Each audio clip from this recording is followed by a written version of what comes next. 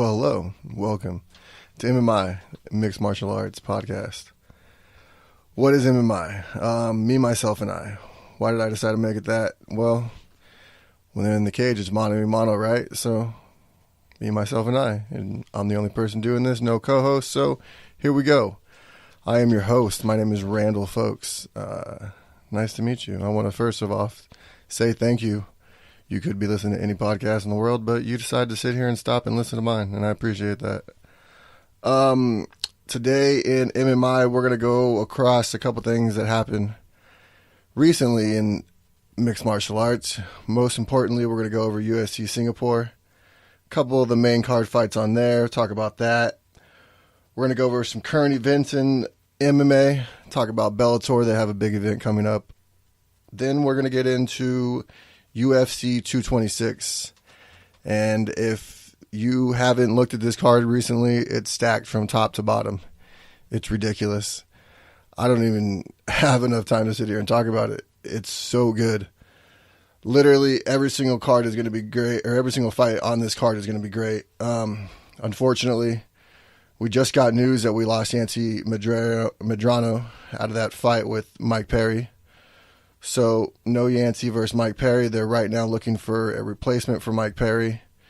But we'll see who he fights. Hopefully, he's still going to be on the card in Vegas on Saturday, July 7th. But maybe not. But they're trying to find an opponent right now. So, hopefully, they can figure that out.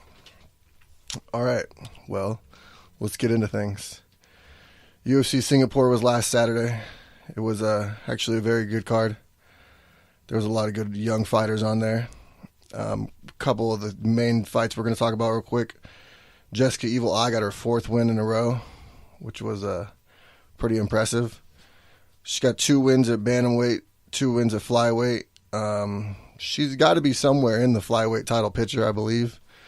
Maybe not the number one contender, but if you sit here and really think that Sijara Eubanks is the number one contender, I kind of think that Jessica Eye could take her out. Jessica Eye keeps a pretty good pace. She trains up there with Stipe and them, I believe. So she's in a pretty good camp. I think that she could take Sijara Eubanks out. I know that you guys think that she should have the next shot after Valentina fights Nico Montoya at 228, I believe. But, yeah, I really think Jessica Evil Eye deserves an opportunity. And I think people need to really look at her because she's actually a lot better now fighting in flyweight because she's fighting girls her own size. Back when she was at bantamweight, I really felt like she was undersized for that division, and now she has an opportunity to be the bigger girl and be the aggressor and really fight her style against people that are more her size. I think this drop down was good for her. Obviously, it's going to work out great for Valentina Shevchenko. I believe personally that she won the title from Amanda Nunes. My wife might not think so, but you know, it is what it is. I believe she's going to take the title from Nico Montoya. It's unfortunate for me because obviously her being the very first Native American champion in UFC history, she had a special place in my heart, me being Native, so it all works out. But I really think Valentina Shevchenko is going to take that title. Then her opponent after that, I think that if you're just going to give it to Sijara Eubanks, I think that's asinine. I think that you really need to look at setting Sijara Eubanks up with somebody, and why not Jessica Evil Eye? OSP fought Tyson Pedro at UFC Singapore. He was victorious. He submitted him. It was actually a very good fight. Pedro dropped OSP in the very beginning of that fight, which I think he got a little overzealous, and instead of having a better fight IQ, he kind of just rushed into things and just tried to go take him out. And that's not going to work against a guy like OSP. He's just going to take you down, and then it's not going to be a very good day after that because he's a very hard guy to get up on when he's on top of you. He controls you very well when he's on top of you, so it was very easy for him to put that submission on him.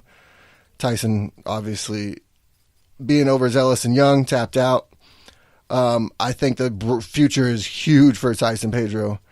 I think he's going to learn a lot from this loss, and I think he's going to come back better than ever. What's next for OSP, though? I believe, obviously nothing is official yet, but I would personally like to see a rematch with Jimmy Manawa. Manawa beat OSP at UFC 204 with a huge second round KO. And I really think OSP would like to take that one back. If you're going to give him an opportunity against anybody, I think Jimmy Manawa and him, it'd be a good fight right now to make. But yeah, going on to the main event, Leon Edwards won by decision over Donald Cowboy Cerrone. They say that Cowboy had some illnesses before the fight.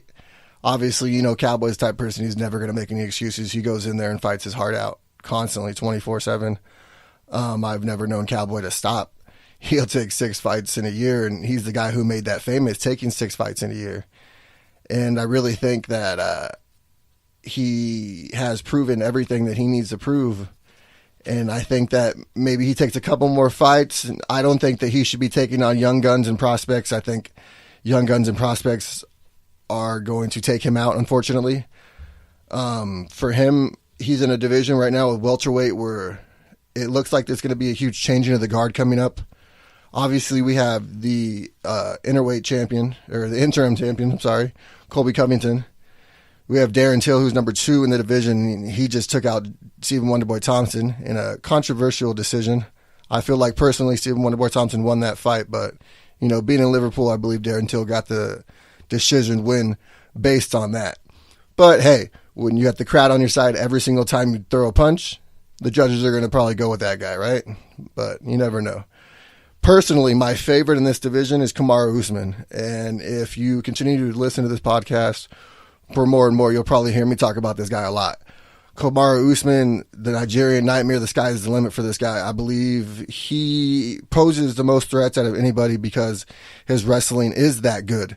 And he has worked on his striking a lot, and I believe his striking is going to just keep getting better and better and better and better. But his wrestling is already there, good enough to beat you.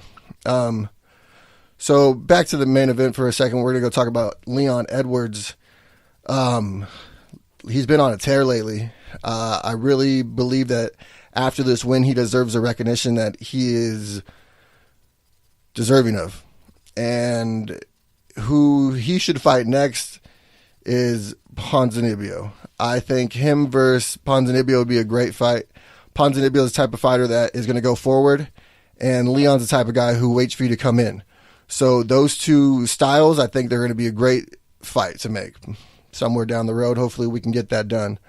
There's actually a lot of great fights coming up in the welterweight division. One that we obviously already know about is going to be the welterweight title unification bout between interim championship Colby Covington versus Tyrone Woodley, the champion. I think Woodley obviously poses a lot of threats to Colby Covington. Colby Covington has never faced anybody like Tyrone Woodley. And if he thinks that he's just going to rush in like he does everybody else, Tyrone Woodley's got a lot of power in those hands. And I think you might want to think twice before you just go ahead and put your head out there and try to pull forward like you do with everybody else. He took a lot of damage from Damian Maia. And if Damian Maia can hit you, what do you think Tyrone Woodley is going to do to you, Colby Covington? Think about that for 1 second. He's going to take you out. He's going to hit you right in the right hand with a right and a left, and you're going to go to sleep. So you might want to rethink your game plan when you go after Tyrone Woodley.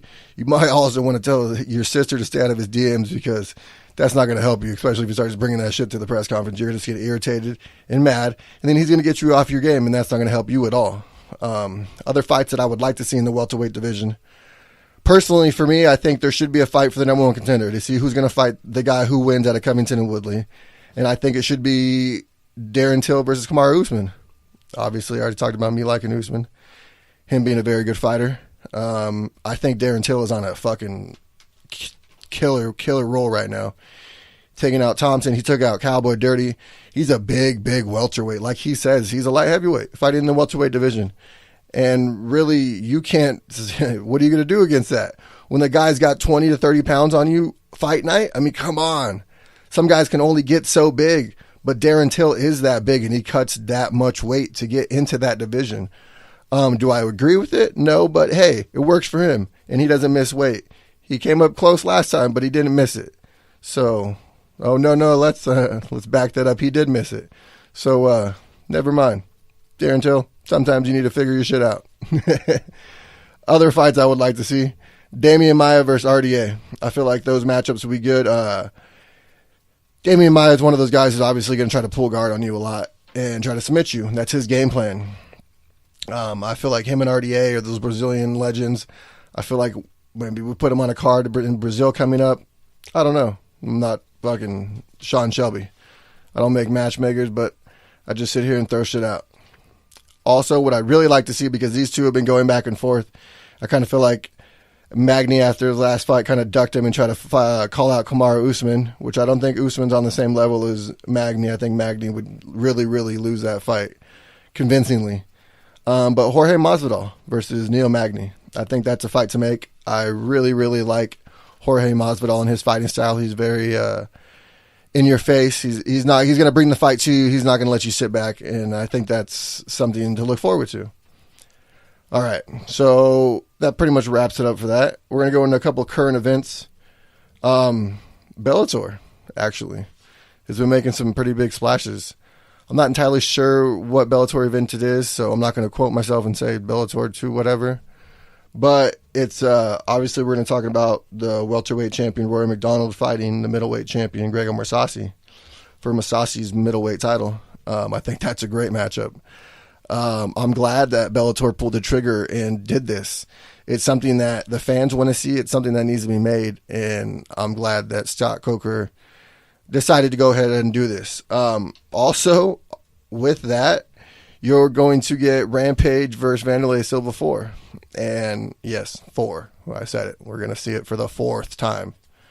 But it's one of those matchups that doesn't ever get old. I feel like Rampage is obviously past his prime, but it's going to be a fun fight. I feel like those two are going to go at it. You know that they don't like each other. You've seen that in the press conference the other day. You've seen that in the past. There's no love lost there. So those two are really going to try to take each other out, and that's going to be great, and I can't wait to watch it. Also, they just announced that there's going to be a welterweight Grand Prix. I don't remember all the names on the. I believe it was MVP was for sure one of them, and that was the one name that really interests me the most. I'm sorry that it's not coming off the top of my head right now.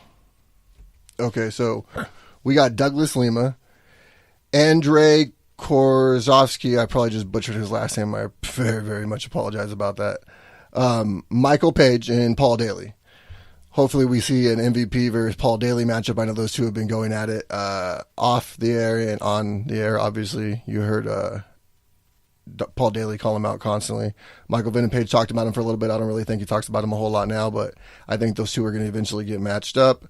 There's also, I know, welterweights like Lorenzo Larkin and John Fitch there that could very easily get in this tournament. So we'll see when they finalize everything and who is going to be in it.